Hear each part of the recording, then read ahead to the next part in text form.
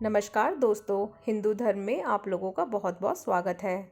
आज मैं आप लोगों को भाई दूज की व्रत कथा सुनाऊंगी। एक बहन के 7 भाई थे। वह उन्हें बहुत प्यारी थी। उसका पति अपने माँ बाप का एक लौता बेटा था, जिसके होने पर की गई मनौतियों को पूरा न करने से देवता अप्रसन्न थे। इसी कारण देवताओं ने क्रुद्ध होकर पुत्र तथा पुत्रवधू को मारने का निर्णय लिया। उसकी बहन को किसी तरह इसका पता चल गया। उसने भावी जीवन में आने वाले दुखों की कल्पना करके उसके उपचार के तरीके सोचे और अपने भाइयों से कहा कि उसको उसकी ससुराल भेज दिया जाए। भाई उसे बिना बहनोई के लिवाने आए नहीं भेजना चाहते थे, पर बहन जिद पर अड़ गई कि कुछ भी हो वह तो आज ही अपने ससुराल जाएगी। जब वह नहीं मानी तो भाइयों को मजबूरन उसे ससुराल भेजने की तैयारियां करनी पड़ी। डोली में बैठने से पहले बहन ने अपने पास दूध, मांस तथा ओढ़नी रख ली। थोड़ी दूर जाने पर देवताओं के प्रकोप से एक सांप ने उसकी डोली का रास्ता रोक लिया। उसने तुरंत सांप के आगे दूध रख दिया और आगे बढ़ गई।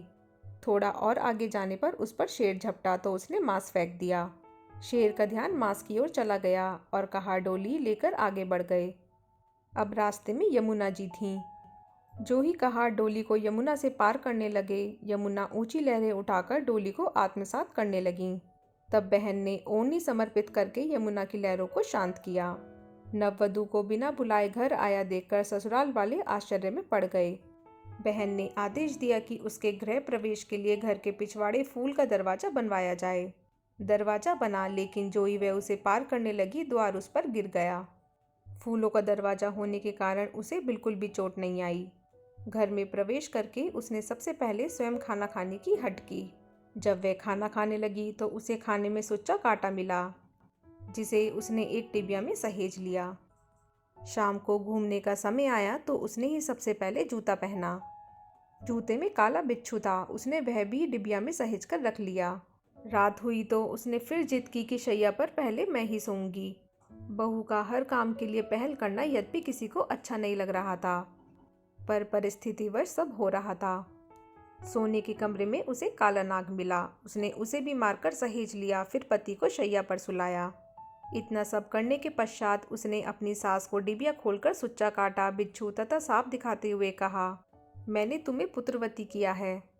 स्वयं कष्ट सहकर तुम्हारे पुत्र की रक्षा कर कर अपने सुहाग को नया जीवन दिया है। ये सब कष्ट देवताओं के रुष्ट हो जाने के कारण उठाने पड़ी हैं, इसलिए भविष्य में कभी मनौती मानकर उन्हें पूरा करना ना भूलना।